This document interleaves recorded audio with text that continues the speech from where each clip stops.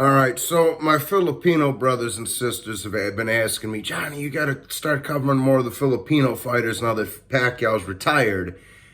And I've been trying to, guys. Gary Russell set to fight Mark Masago in January. I might be away for that fight, unfortunately. That is an excellent fight. But I wanted to talk about Nonito Donaire for a few minutes here. Because I had the big Lomachenko fight to cover last night and et cetera, so forth. So I wanted to talk about a bit about Nonito Donaire and his brutal fucking knockout of Raymart Gaballo. I mean, he fucking knocked Gaballo's lung out of his ass, bro. That Nonito Donaire, man, I have to say this, bro. Over the past 15-ish years, in my personal opinion, he's a top 4, 5, 6 pound for pounder.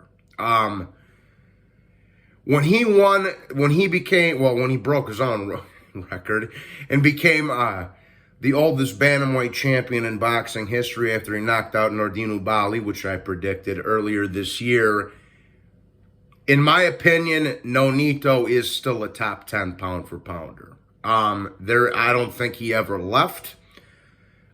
He had a little rocky couple of years there where he was losing. He lost to Rigondeaux. Then he moved up to a couple of weight classes where he didn't belong and lost to Frampton and Nicholas Walters, etc. But, I mean, dude, see, to me, somebody like, this is just my 2 cents anyway, coffee.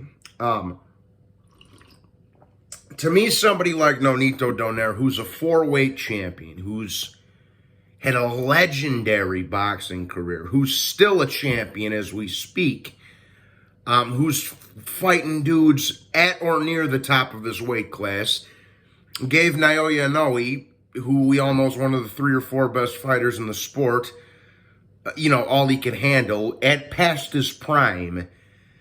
To me, that is much superior than to say like somebody like Devin Haney, who had one good win, you know what I'm saying, or somebody like Tank Davis, who's a 1-weight champion, not a 3-weight champion, who hasn't fought anybody. People, that shit to me is far more praiseworthy, not only resume wise but longevity wise, and the fact that he's able to perform at that level still while he's almost near 40 years old, bro. So to me, I still have Nonito Donaire in the top 10 pound for pound. I think most logical people should. And I don't want to hear about how pound for pound is a matter of opinion. No, it's a matter of logic and thinking. Just like I talk about Chocolatito, I'm going to use Chocolatito as another little analogy here because he's another, we all know he got robbed blind against Estrada in the rematch earlier this year in March. That was a fucking, that was a pure robbery.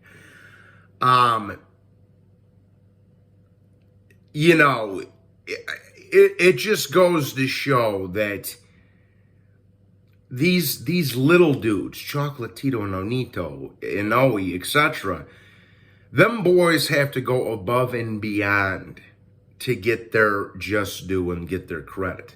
I still have Nonito and Chocolatito in my top 10 pound for pound because I felt Chocolatito got robbed in the Estrada fight, and he should be unified super flyweight champion of the world as we speak. Unfortunately, the judges didn't do their job that night and Estrada got the decision, but nevertheless, but yeah, and Raymart Gaballo was very game in there, guys. I think that kid has a bright future ahead of him. Even I was talking to my old man about this morning. When I had my first cup of coffee here, and even he was like, this is what my old man said, not me. The old man said that he's like, Jesus, man, what a frick. He's like, Jesus Christ. That frickin' knockout Nonito had hurt me. He watched the Loma fight and then he watched the Nonito fight this morning because my dad wakes up at frickin' 4 in the morning. That's what happens when you work in the Teamsters Union for 50 years. But He was like, Jesus, that knockout frickin' hurt me watching that fight. And, my dad used to do karate and kickbox and all that other shit, too. He's like, he's like, that was some impressive, he said, in his own words, he's like, that was some impressive shit by both Loma and Nonito last night. My pops also said he tipped his hat to Gaballo. He was like, dude, that kid he was fighting was game, too. He said he was fast, quick, powerful, etc. I think that ain't going to be the last time we see Gaballo in the mix. Let's just put it that way. And the last thing the old man said to me, he was like, I just hope, as long as, if Nonito's putting in performances like that every time he fights, and like how he did against Ubali earlier this year, he's not going to be retiring anytime soon. But Dad's just said that I hope that Nonito knows when to hang it up, because he is getting up there on in years for boxing. And I agree with that. I told Pops, I agree with that. But then we said the same thing. But then again, when you're going out and knocking dudes' lungs off, like he just did to Gaballo last night, who the hell are we to tell you when to quit fighting? You know what I'm saying? So, So, what a brilliant performance by Nonito Donaire. Like I said, I have a top 8 pound for pound. Okay, I have a top 8 pound for pound. It goes like this: 1 Usyk, 2 Crawford, 3 Inoue, or I think 3 and 4 you can flip around. 3 Inoue, 4 Josh Taylor, 5 Tyson Fury, 5 Lomachenko, Tyson Fury. I think that's another one you can flip around. I would put Lomachenko ahead of Tyson. 6 Tyson Fury, 7 Nonito, 8 Chocolatito. That is my top 8 pound for pound. The 9 and 10 slot I'll leave up for debate. But Nonito has just put another performance in last night, man, to show you why he really is one of the greats of this era. He really is, guys.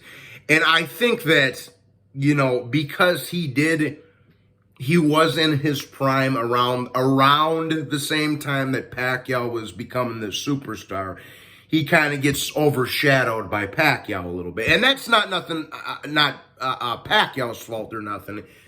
It's just that they were both in their prime at the same time. If you put them in different eras, I think Nonito would have got a little bit more shine to him, if that makes sense to you guys.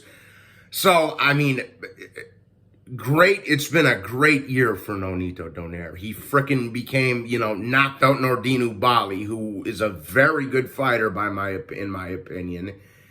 Won another belt back, and then beat a prime undefeated young killer in Raymart Gaballo. So Nonito Donaire, man, I have to have him in my top 10 pound for pound. I have to. And again, it just goes to show you why he's one of the ATGs of the past 15 years or so, give or take, right? And also, what was the last thing I was going to say? Oh, what's next for Nonito? Now, me personally, I want to see him and Casimiro get it on. That's the Filipino Super Bowl. I think that should be next. Winner of that gets the fight with Inoue for all the marbles and undisputed at bantamweight. That would be my preference. But that being said, so I want to see Nonito and Casimiro. That's the Filipino Super Bowl. Winner of that will be unified. Then the winner can fight Inoue for all the marbles. So that's my 2 cents anyway. Brilliant performance by Nonito. Not only Lomachenko last night, but Nonito Donaire as well. I didn't want you guys to think I forgot about covering my boy Nonito last night. It was getting late, man. I was tired, after that Loma fight. So, with that being said, I hope everybody has a blessed Sunday. Hope everybody's having a nice holiday season. Please be sure to hit the like button and subscribe, and God bless you all. Salute.